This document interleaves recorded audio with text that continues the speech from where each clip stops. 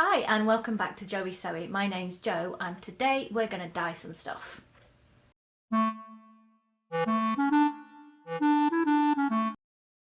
I have got some dye, some bright yellow Dylon dye. This is pretty much the only brand of commercial fabric dye that you can get in the UK. Please correct me if I'm wrong, but it's the only one I'm aware of. And I've recently become aware that they have changed the packaging, but not just the packaging, but how the dye works. So I'm grasping in my other hand. I'm going to have to put this down, hang on. This is an older packet that I had, okay, so it's a cardboard box, and the major difference is that what you used to have as well is salt, okay? So it's machine dye, I can get them all in both hands, it's machine dye, but you don't have to add salt in this anymore. In fact, the instructions say put damp fabric into washing machine, remove the plastic sleeve, peel off the lid and put this pod on top of the fabric. Apparently that's all you have to do. Now what you used to have to do is you used to have to add the dye into the fabric drum, and that meant you know the little perforations that are all over the fabric drum, you used to have to pour the dye in and kind of make it disappear through the perforations. Then you add the salt, 500 grams, and then you add your wet fabric to the drum, and then for both of them the next step is then you run a wash cycle with no detergent. So it's not a huge step that you miss, but actually I know it's quite obvious why they would do this, because as far as I can know, chemically speaking, maybe I'm wrong, there's no reason why you can't mix the dry dye with the salt way ahead of time. So obviously what they've done, I imagine, is they've got the salt and the dry dye in this one pod. They've worked out a plastic thing to package it all in, that you don't have to unpackage it. I've never had dye on my fingers, but there is the chance that you could get dye on your fingers with the old packaging, because you do have to go through the act of physically pouring it out. So they've just given it a little bit of thought and thought, you know what, we can make this easier. Hopefully. That is what I'm going to find out today. So I'm not actually going to be using the green dye today, but I have got lots of experience of using this, so I do know how it works.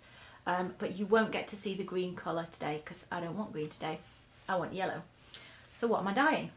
Well, I'm going to do a couple of things. I had a shirt from my refashioning videos, here it is. Put the dye down. If you didn't see my refashioning videos, earlier on in January I was doing loads of clear outs, and there were some things I didn't want to clear out, but I didn't want them the way they were, and this shirt was one of them. Now it's really crumpled because it's laid in a heap for 2 months. The reason why I didn't want it was because, I don't know, yeah, it's picking up a little bit. Can you see that it's yellowed here? I think it's sun cream. So I do want it, it fits well. I actually love it as it is, but it's not wearable because it's got that sun cream staining here. So I don't know whether that's going to come through the dye. I don't know what colour this is going to go, but it's that or the bin, so why not try it? Then what I've also got is this stretch denim, okay? So that's the reverse, which looks quite white on screen, but it's greyish, and then that is supposed to be the face of it, which is, I would say, a mid-grey. Could be darker, could be lighter. It's got a lot of stretch. Look at that, loads of stretch. And this is a piece of fabric. It's not a garment. I'd say, oh, it's wider than my arms will go. It's enough to make a pair of ginger jeans. Oh, look, them again. Or possibly the Sasha trousers that I mentioned a couple of videos ago in my fabric haul. So Sasha trousers are from the same pattern company as ginger jeans. They're from Closet Kate's Patterns. I haven't made them yet, but I do like them. They're based on the same block, so I have good hopes that they will fit. And I've been making plans to make them for a while. A couple of weeks ago, I went shopping with a friend. Well, actually, she spent the money. I went along, and I tried on a pair of yellow trousers in Next. The fit was absolutely blooming awful. It defined for me why I sew my own trousers. I should have taken a picture, but it was so unflattering and I didn't think of it at the time. they were the wrong length because I'm not tall enough for their expectations. Their thighs were unbelievably tight, their hips didn't fit properly, and then of course the waist was loose. Yeah, I wasn't buying those, but the colour was just brilliant. So even though the fit was awful, I looked at them and I went, yes, I want some trousers this colour. And the colour was like a dirty mustard yellow, okay? So that's what I'm aiming for. So I am well aware that dyeing yellow over this grey is not going to get the bright yellow in here. But that's fine because I don't want to. I want to get a mucky yellow. I have considered mixing dyes, and if it doesn't go mucky enough, I might do something over the top. I don't know. We'll see. But I think, because I've got two things to play with here, it's like I've been clever, but actually it's just an accident. I've got the lighter side, which might be dirty enough for what I want in the colour, or I've got the grey side. So yeah, we'll see. So I'm going to go to the washing machine now, and I'm going to put all this in. I'm going to set the cycle going, and then we'll come back when it's ready and we'll see what the results are. Here we are at the washing machine, and I have just very quickly run these through a wash so they are wet, because that's an important step when you dye your fabrics. I'm just going to shake them out so there aren't any obvious creases in them. And then step 1, put damp fabric into the drum. Okay. Step 1, damp fabric in drum. Step 2, remove sleeve. So there's a little perforated part of the packaging here. Remove sleeve.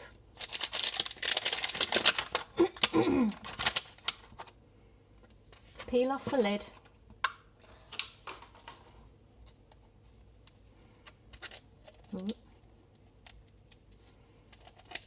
There we go. There's loads of powder in there. Peel off the lid and put the pod on top of the fabric. There it is. And next we run a full cycle at 30 or 40 degrees with no detergent. Off we go. There it goes. And I love this bit. I just wanted to show you because I love that bit where all the yellow, well, yellow in this case, you can see the colour. And you peer at your washing machine. If you're me, you peer at your washing machine like it's the most exciting thing you've ever seen. So I am back, and I am wearing the results of my dyeing escapades. So this is how the shirt turned out. I am pretty pleased with the colour. Do you know what? I didn't think about the elbow patches, but the colour actually works pretty well with the new yellow. Yeah, I'm pleased with it. It's gone a really nice colour. You never really know what you're going to get, but we have got a really nice wearable shirt. It has completely covered up the staining that I was concerned about when I was showing you the shirt before it was dyed, and the reason why I needed to dye it because I liked the shirt. And I'm just reaching across to get the fabric. So here is the denim. So the grey side has actually gone a little bit green. I guess the grey must have had a blue base to it. So it's kind of a khaki colour, which is not what I was going for. But this side is definitely close enough to that dirty yellow that I talked about that I wanted.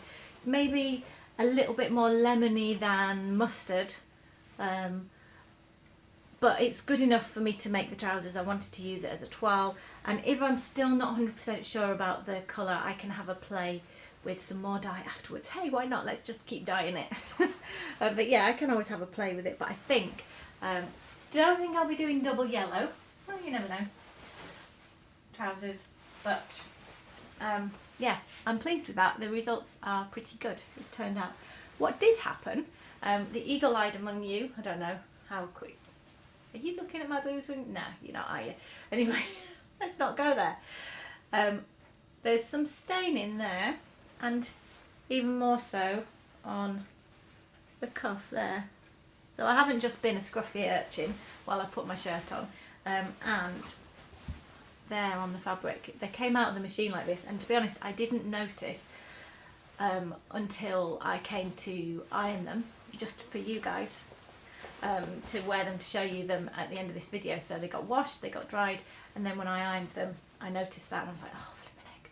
I think what it is when your machine goes a bit disgusting and it gets the mould around the seal, yeah, you're seeing into all my cleaning habits now, or lack of them. I think that as I've pulled it out of the machine, some of that's happened. So I need to wash them again, and it should solve everything. Fingers crossed. I haven't ironed over the little stained patches in case that would accidentally fix them. With the fabric, if it doesn't wash out, it's fine. I can cut around it. With the shirt, if it doesn't wash out, I probably have to get rid of the shirt, which is a bit of a bummer because I really like how it's turned out, but we'll see. I'm pretty sure it is going to wash out, so let's just pretend like they're not there and it's all fine. But you probably might have seen the stain. Look, I can't show the fabric without the stain showing, so I'm keeping it real. But there we are. We are done. The dyeing escapades turned out well, and I've got some fabric to sew with now, and that's what I'm going to be doing in my next video. It's definitely going to be sewing, actual proper sewing with a machine and fabric, and making garments in my next video, because it feels like ages since I did that. So I will see you then. Thank you very much for being there. Like, subscribe, comment, and I'll be back real soon. Bye.